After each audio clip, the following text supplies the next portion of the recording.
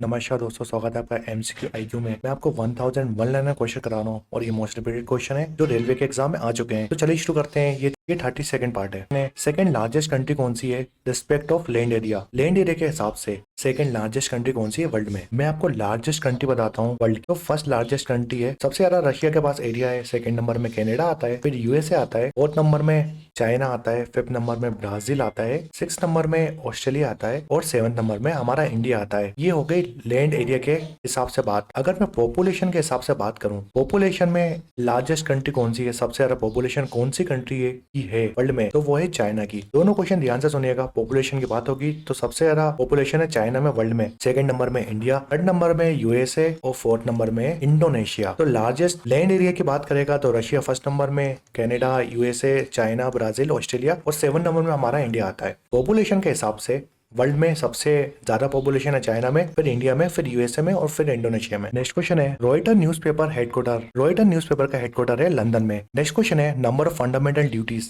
कितनी fundamental duties है India में? तो वो है 11 फंडामेंटल ड्यूटीज, जो आता है पार्ट 4 ए में और आर्टिकल 51A आर्टिकल है इसका और पार्ट 4A में आता है फंडामेंटल ड्यूटी। सबसे पहले 10 फंडामेंटल ड्यूटी बनाई थी 1976 में। इसमें जो अमेंडमेंट हुआ था 42nd अमेंडमेंट 1976 में 10 फंडामेंटल ड्यूटी बनाई थी कॉन्स्टिट्यूशन ने। फिर बात करते हैं 11 फंडामेंटल ड्यूटी बनी हमारी 2002 में। इसके लिए अमेंडमेंट हुई थी 86 अमेंडमेंट 2002। सबसे पहले 10 फंडामेंटल ड्यूटी बनाई थी 42 अमेंडमेंट 1976 हुई थी। 11वीं फंडामेंटल ड्यूटी 2002 में बनाई थी। इसके लिए अमेंडमेंट हुई थी 86 अमेंडमेंट 2002। प्रेजेंट में 11 फंडामेंटल ड्यूटीज हैं। नेक्स्ट क्वेश्चन है winner of main French open. मैंने आपको बताया था टेनिस में जो टूर्नामेंट होते हैं उसको हम ग्रैंड स्लैम बोलते हैं। तो ग्रैंड स्लैम की बात हो रही है। ग्रैंड स्लैम में भी पूछा है फ्रेंच ओपन किसने जीता है मेंस में। फ्रेंच ओपन की बात करते हैं 2023 की बताता हूँ मैं आपको। 2023 में नोवाक जोकोविक ने 2023 में फ्रेंच ओपन जीता था। 2024 में ये जीता है कार्लोस एल्काजार ने 2024 का फ्रेंच ओपन जीता है। अगर मैं फीमेल की बात करता हूँ 2024, 2023 और 2022 में ये तीनों साल में किसने जीता है? ये तीनों साल में लगातार फ्रेंच ओपन जीता है ईगा स्विएटेक ने।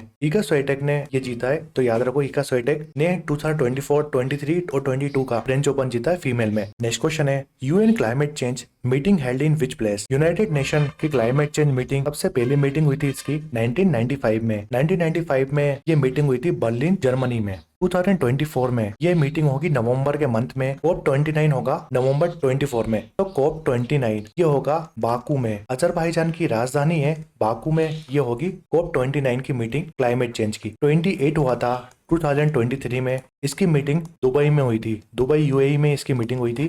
तो 24 की मीटिंग होगी बाकू अजरबैजान में। 23 की मीटिंग हो चुकी है दुबई यूएई में। नेक्स्ट क्वेश्चन है DMK party is founded by whom. DMK party किसने बनाई थी? सीएन अन्नादुइया ने ये पार्टी बनाई थी। इसके प्रेसिडेंट में प्रेसिडेंट कौन है? इसके प्रेसिडेंट में प्रेसिडेंट है एमके स्टालिन। एमके स्टालिन इसके प्रेसिडेंट है। 17 सितंबर 1949 में ये पार्टी बनी थी। इसका हेडक्वार्टर कहाँ पर है? इसका हेडक्वार्टर है तमिलनाडु स्टेट में। नेक्स्ट क्वेश्चन है ethanol is obtained from which.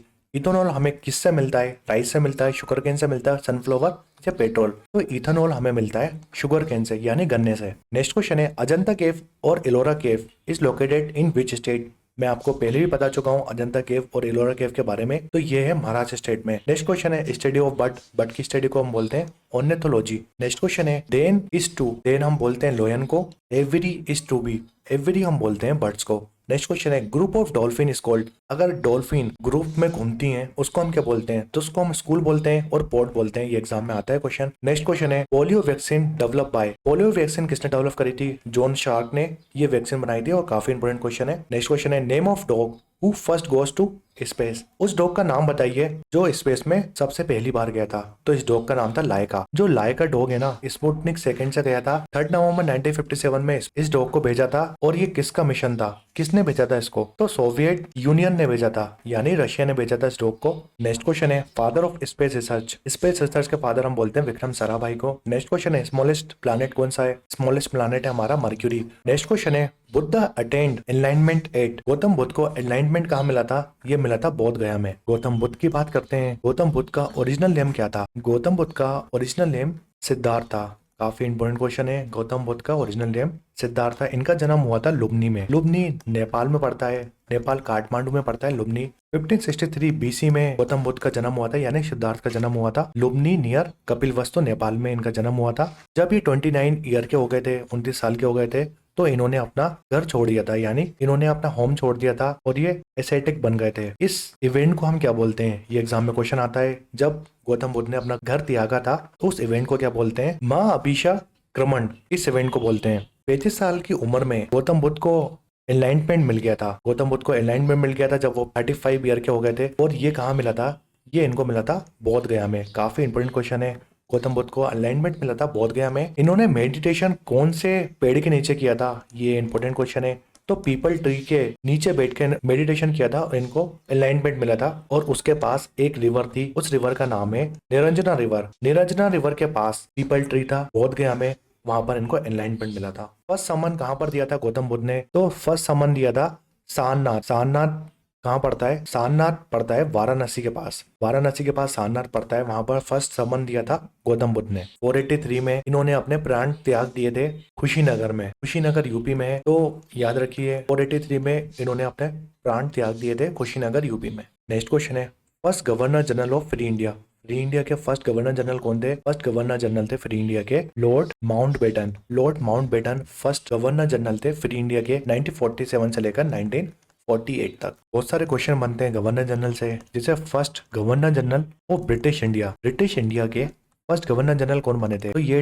बने थे लॉर्ड विलियम बेंटिक। ये फर्स्ट गवर्नर जनरल थे ब्रिटिश इंडिया के। फिर आता है फर्स्ट वॉइस रॉय कौन बने थे, ब्रिटिश इंडिया के फर्स्ट वॉइस रॉय बने थे Lord Canning. First voice Roy थे ब्रिटिश इंडिया के। Father of Indian railway, Indian railway के जनक किसको बोलते हैं हम, इन्होंने इंडियन रेलवे चलाई थी तो इनका नाम था लॉर्ड डलहौजी। लॉर्ड डलहौजी को फादर ऑफ इंडियन रेलवे बोलते हैं। एक और क्वेश्चन आता है, फर्स्ट इंडियन कौन थे जो गवर्नर जनरल बने थे फ्री इंडिया के। देखिए दो क्वेश्चन आते हैं इससे। एक आता है फर्स्ट इंडियन कौन बने थे गवर्नर जनरल फ्री इंडिया के, यानी इंडिपेंडेंस के बाद। एक क्वेश्चन आता फर्स्ट गवर्नर जनरल कौन थे फ्री इंडिया के, तो आप लगाएंगे माउंटबेटन। अगर क्वेश्चन आएगा फर्स्ट इंडियन गवर्नर जनरल कौन बने थे फ्री इंडिया के, तो आप लगाएंगे सी राजगोपालचार्य। सी राजगोपालचार्य बने थे, ये फर्स्ट इंडियन थे जो गवर्नर जनरल बने थे फ्री इंडिया के। नेक्स्ट क्वेश्चन है, instrument to detect object under water.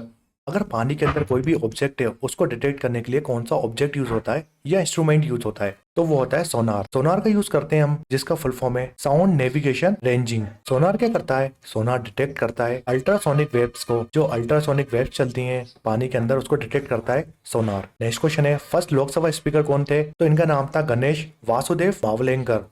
देखिए दो क्वेश्चन आते हैं। एक आता है ऐसे कौन से मैन थे जो लोकसभा के स्पीकर बने थे, तो वो थे गणेश वासुदेव मावलेंकर।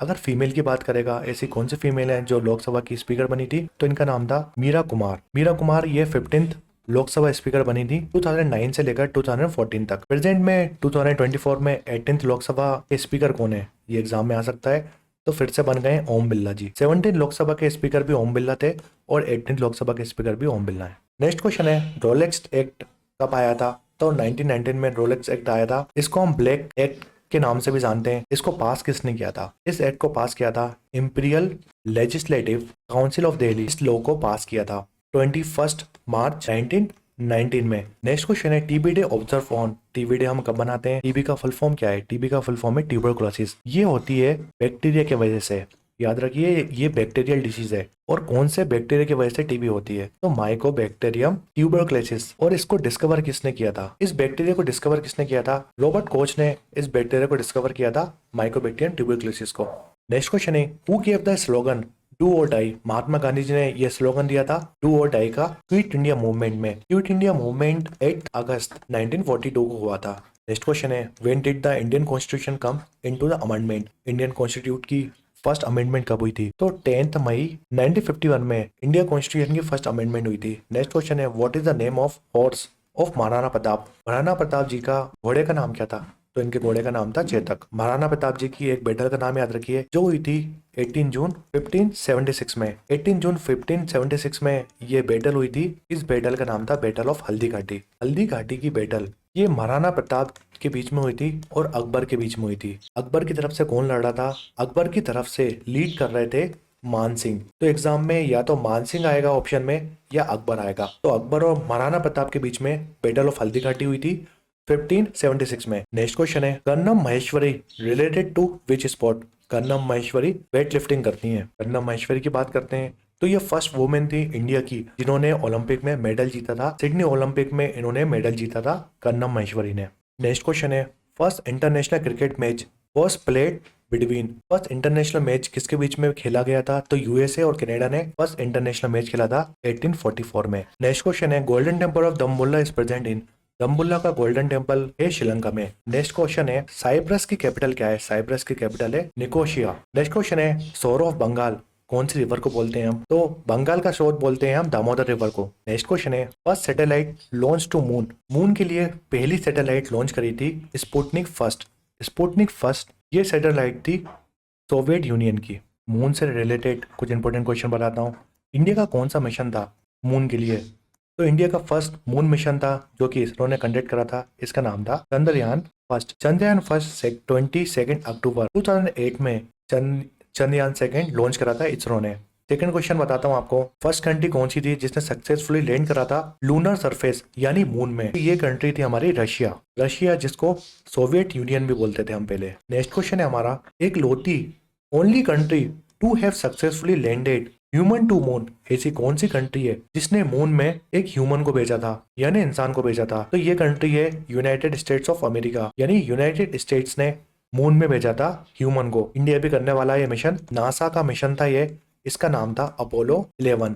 अपोलो 11 1969 में करा था। नेक्स्ट क्वेश्चन है establishment of Panchayati Raj system was recommended by. Panchayati Raj system बनाने के लिए कौन सी कमेटी ने बोला था बलवंत राय मेहता कमेटी ने बोला था 1959 में। पंचायती राज सिस्टम के लिए बहुत सारी कमेटी आती हैं एग्जाम में। बहुत सारे चेंजेस हुए हैं पंचायती राज सिस्टम में तो वो कमेटी के नाम सुनिए आप। 1957 में पहली कमेटी थी हमारी बलवंत राय कमेटी। बलवंत राय कमेटी बनी थी जिन्होंने बोला था पंचायती राज बनाना चाहिए। फिर 1977 में एक कमेटी आई जिसका नाम था अशोक मेहता कमेटी। अशोक मेहता कमेटी के बाद 1986 में LM सिंघवी कमेटी आई। LM सिंघवी कमेटी आई। उसके बाद 1985 में जीवी के राव कमेटी आई और 2007 में पुंची कमीशन आया था। तो ये जितनी भी मैंने आपको कमिटीज बताई हैं और कमीशन बताए ये पंचायती राज सिस्टम से रिलेट करता है। 1957 में सबसे पहले आई थी बलवंत राय कमेटी जिन्होंने बोला था पंचायती राज सिस्टम बनाना चाहिए हमें। 1977 में अशोक मेहता कमेटी आई थी। 1986 में LM सिंघवी कमेटी आई थी। 1985 में जीवे की राव कमेटी आई थी। 2007 में पुंची कमीशन आया था। नेक्स्ट क्वेश्चन है